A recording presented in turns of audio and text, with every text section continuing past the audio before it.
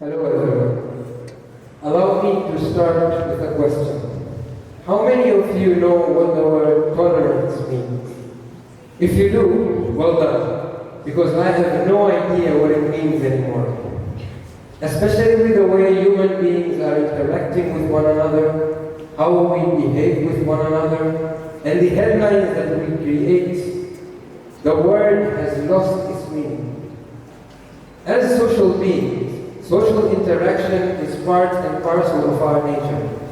And it does not only include how we deal with ideas, opinions, and behavior of people we agree or like, but it also includes how we deal with ideas, opinions, and behavior of people we disagree with or we defer to. And I think maybe that is what tolerance is, or at least should be.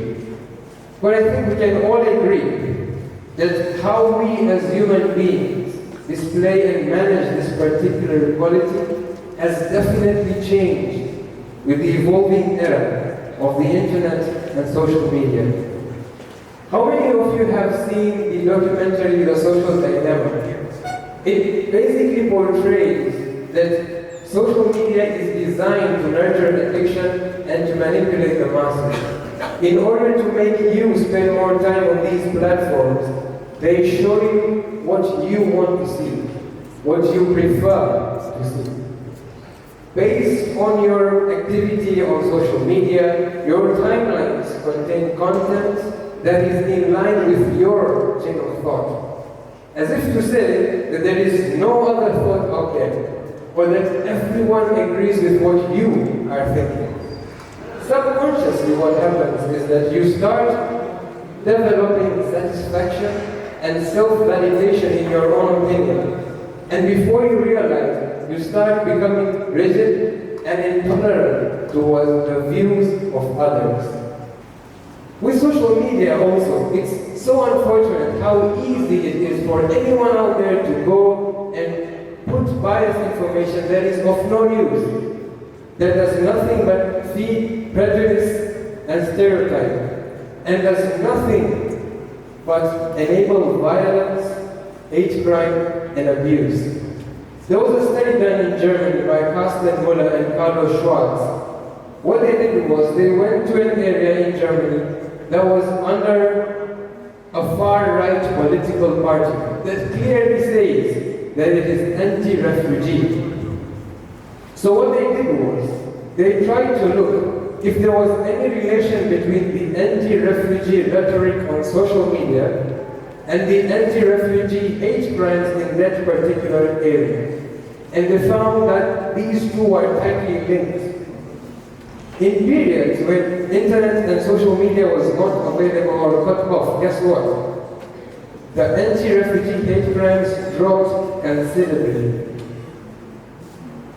And so they clearly conclude that social media enables violence by enabling people to share their extreme viewpoints. So it all starts so small and well-defined, but before you realize it starts running through your veins. And once that happens, intolerance becomes part of your behavior. You no longer now need a specific trigger, a specific topic. You become intolerant as a person.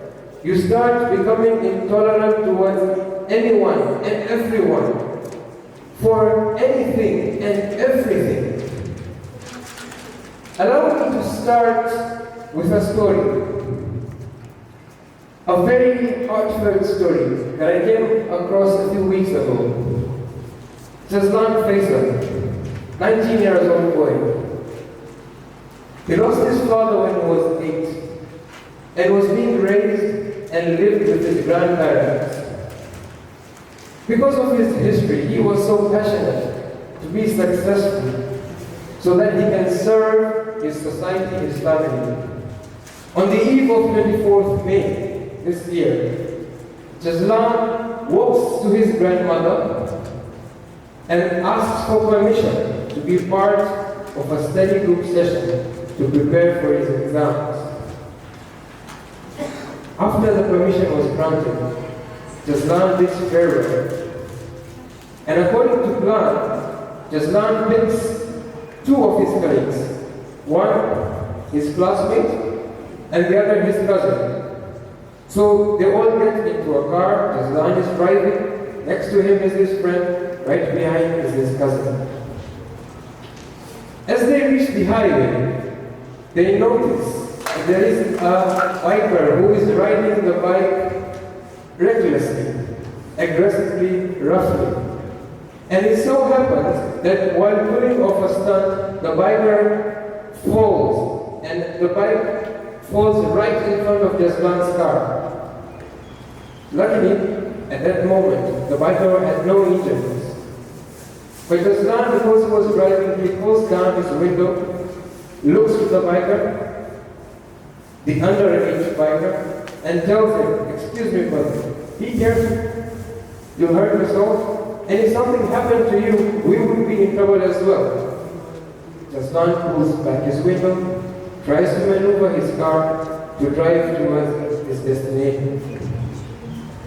As he does that, his cousin notices this biker pulling out his phone and making a call. In a matter of minutes, Jaslan and his friends notice that they are being followed by bikes and cars. This 19-year-old boy now starts panicking. He is right to reach his destination, and here he has people, bikes, and cars following him. Doesn't know what to do. So he tries to go slow, and he was advised to keep on driving as they manage to de-escalate the situation. Taking advantage of that commotion, somebody from the car behind comes out, takes out his gun, picks his target, and pulls the trigger. Next thing you know, the bullet goes through right Jaslan's stomach. And at that very moment, Jaslan becomes still and cannot move. And upon reaching the hospital, he was pronounced dead. Question: what was Jaslan's fault? Was it that he expressed a different idea? Let me flip the question so that we can understand this better.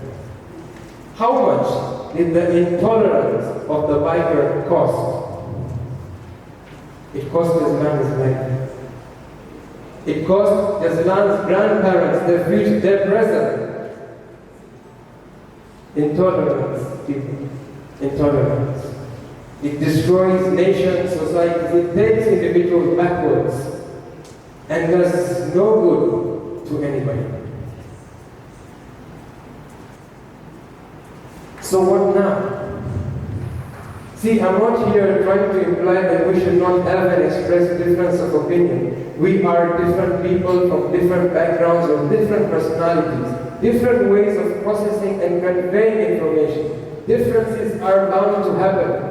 And remember, tolerance only comes in place when there is a difference.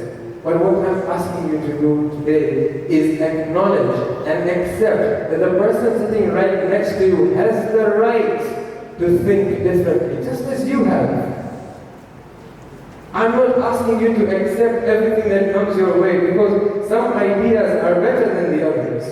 We need to sort better ideas. But tolerance is not about how we deal with ideas we disagree with. It's about how we deal with people we disagree with.